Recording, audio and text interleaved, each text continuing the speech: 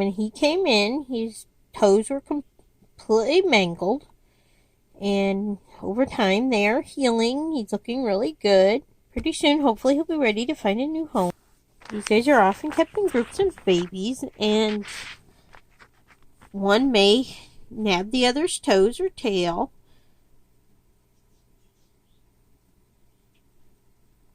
Or I've actually seen these guys in shedding actually grab their own feet and cause injury. And babies are notoriously uncoordinated. This animal's healed. He won't have any lasting effects because of the damage. It's completely healed. It's not genetic. We have pretty good luck with these guys, and I often get in groups that have issues like this, and we get them for a pretty good price. We put a few weeks into trying to get them better.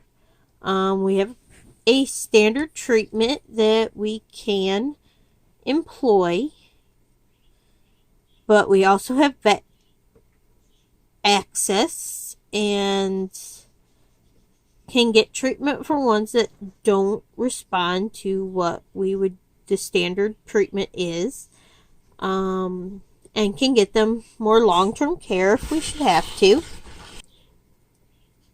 Generally, the standard treatment that we do use and have consulted with vets for is effective. It just means they spend a few weeks here getting better and making sure it's completely healed and that no infection sets in. This little guy is showing one of the more common temperature-related deformities. See that the eye on the one side is smaller and probably doesn't work compared to this side. We see the mismatched eye sizes a lot, and even some that give live birth, like some of the boas, you'll see clutches that have individuals with this deformity, and it typically is not genetic and has something to do with the temperatures during the formation of the embryos.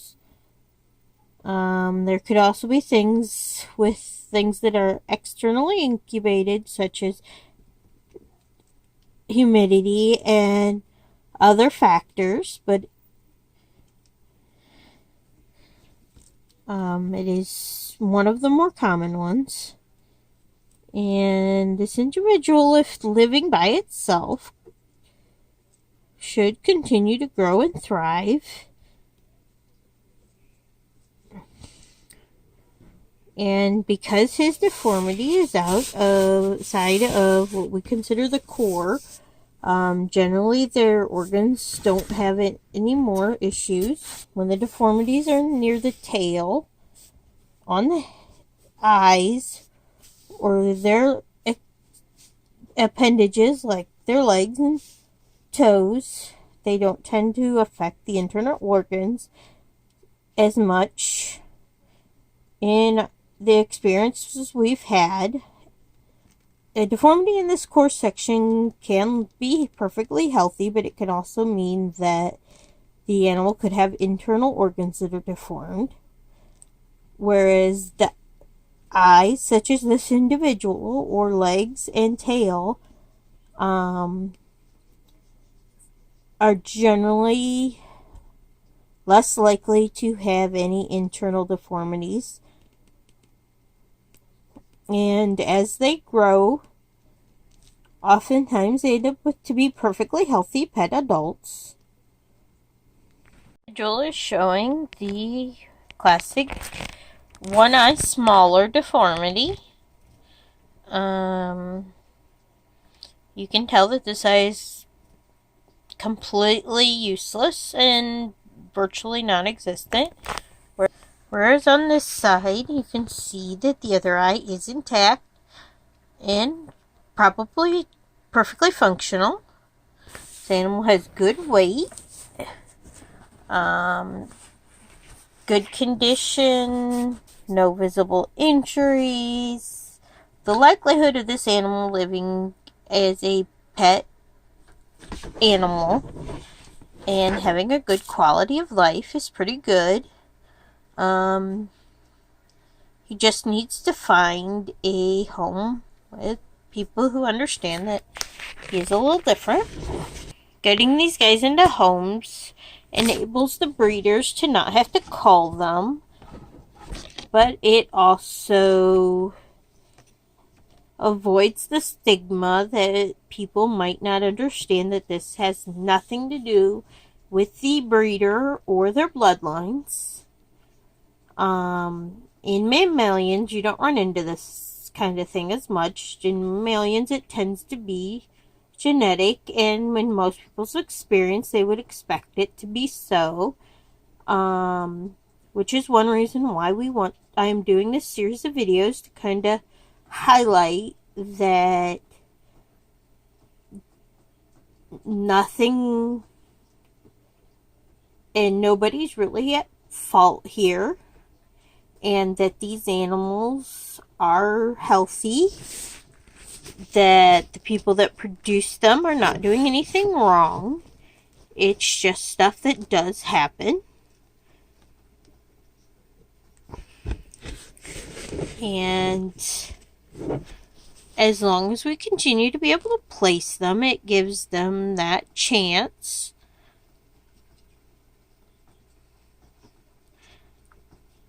We don't breed that many geckos personally here. Most of ours we have contacts to get. So for us, I'm not worried about tarnishing any bloodlines. And I would just like to get as many of these animals into homes as possible, while educating people on the reason for the deformities and teaching people the biology behind it. Some animals have been evaluated by vets, and people tend to assume that they are in pain or suffering, but according to the vets, these animals are not in pain.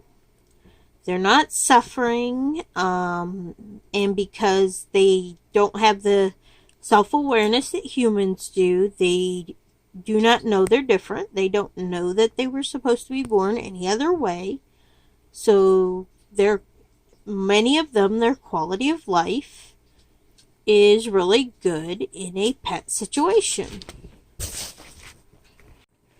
Many times in incubation-based deformities, we will end up with one with a single eye and the other eye is deformed.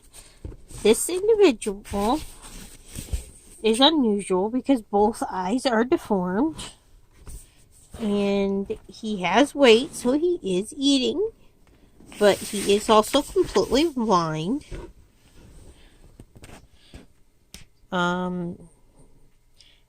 He will be staying here with us. He's really friendly and would make a really good educational animal.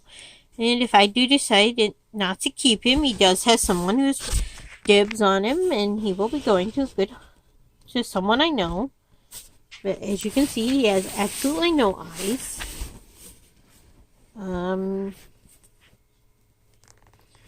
This is the most severe version of this deformity. Used to seeing one good eye. You can see that he's got a decent weight on his tail. And given the size, he has grown. Being blind doesn't really stop him. This is probably also not a genetic deformity. This is more than likely due to something with incubation. This particular deformity is of the front legs, and looking at it closely, this animal was born this way. This is not an injury. There are scar tissue. This is a deformity. You can see it affects both front legs.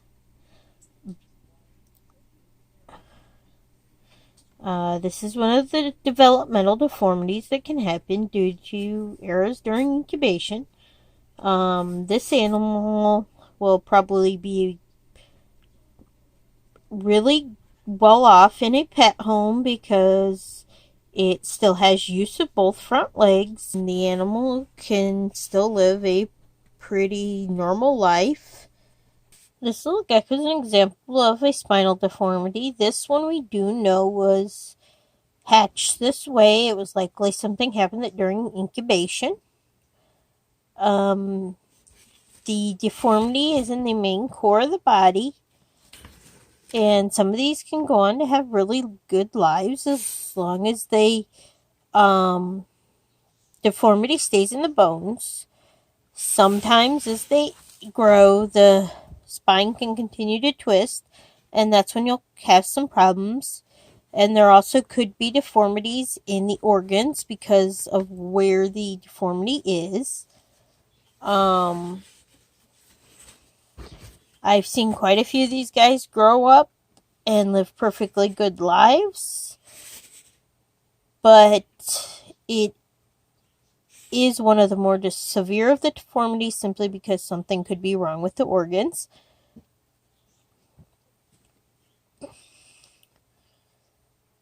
If they make it to full grown, the chances are even better that it will not continue to get worse, and they can lead a pretty good life as pets.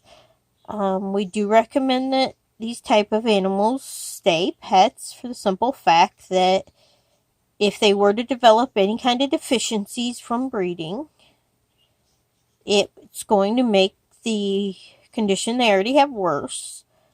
Females could have trouble laying eggs,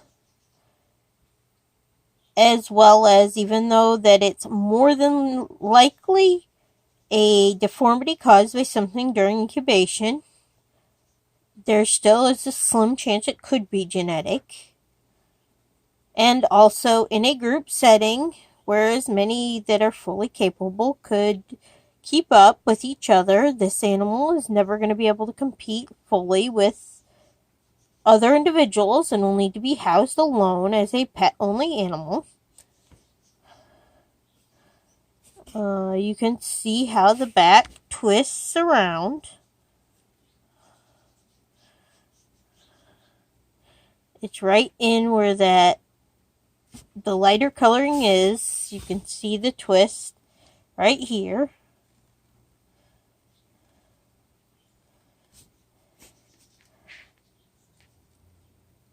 Because of the nature of reptiles and getting heat from other sources, they do tend to have more temperature-caused deformities than your mammalians.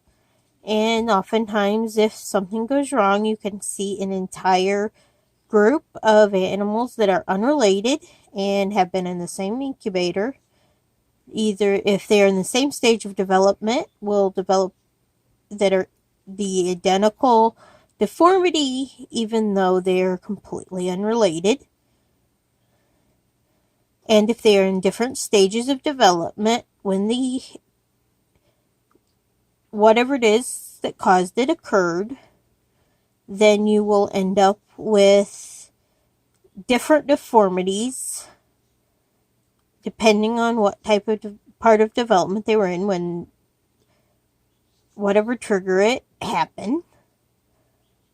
These guys can be good pets, and some have been evaluated by vets and determined that no, they are not always suffering.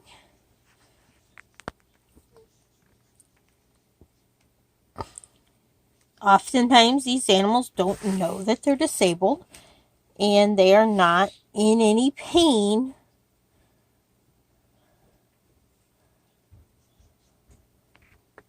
This one has a very clear birth defect and not MBD. This is an example of a deformity in this core section of the body. If this animal reaches adulthood and it doesn't continue to twist and there are no organ deformities, then there's a good chance it could have a pretty good quality of life. These are the more concerning deformities simply because of the possibility of organ deformation.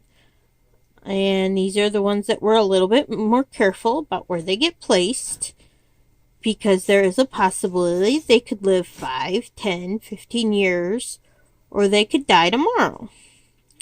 They aren't necessarily suffering. We've had individuals evaluated by vets, and most of the time they are not actually in any pain. And given that they were born that way, they do not know that they have a disability like a human would know. This one also came with some toe issues and stuff, and these are currently healing. And we have some pretty expensive medications that we use, and this ensures that they heal well. But you can see as he moves around how bad the deformity is in that spine. Some of the time it leads to deformities in the organs, so and not all of this can be determined by tests. Oftentimes an x-ray or some of the more common things aren't going to let you see those kind of things. So it's more, these ones we try to place with more experienced people and also people that are prepared for that possibility.